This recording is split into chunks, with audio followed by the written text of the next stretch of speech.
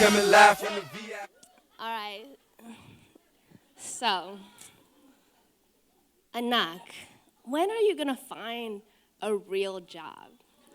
Who got? This is the question my mom asked me after I had already made $1 million in passion butter. So I'm sitting at my desk. I'm like, am I ever gonna be enough for this woman? Like, for real? Like, okay.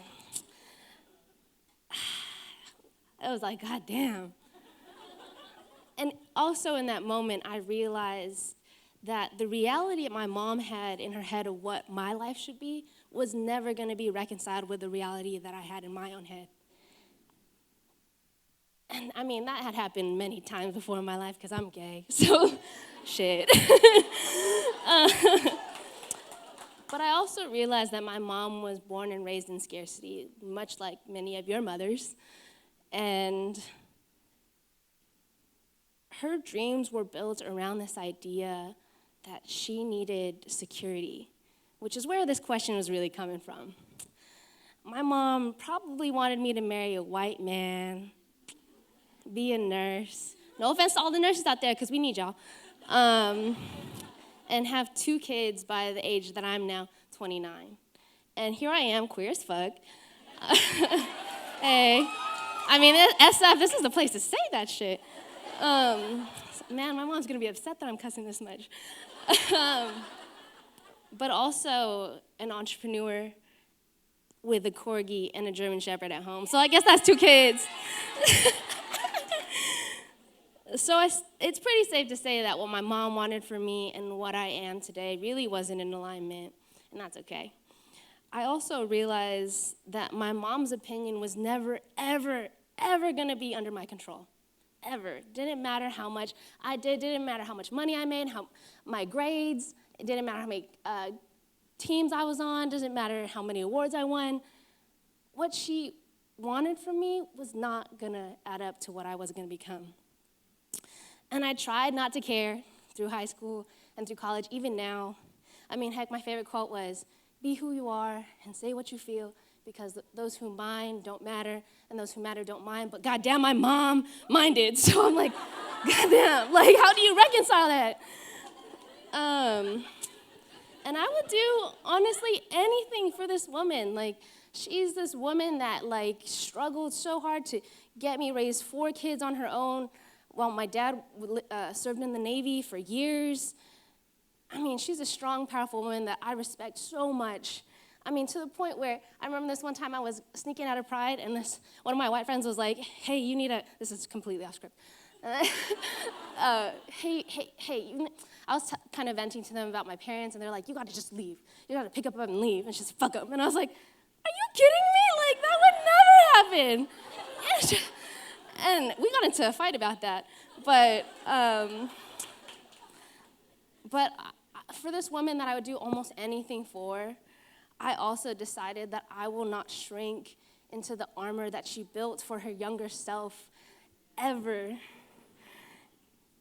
And I will choose to protect my peace and choose my own happiness, because if I don't do it, no one could ever do it, because no one knows what I want more than me. So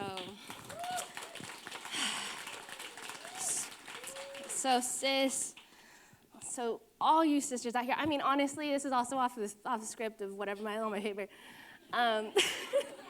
But like, I've always been like the one and only in a room. I go to conferences and there are like so many rich white people, and I'm over here like writing in my planner all quiet.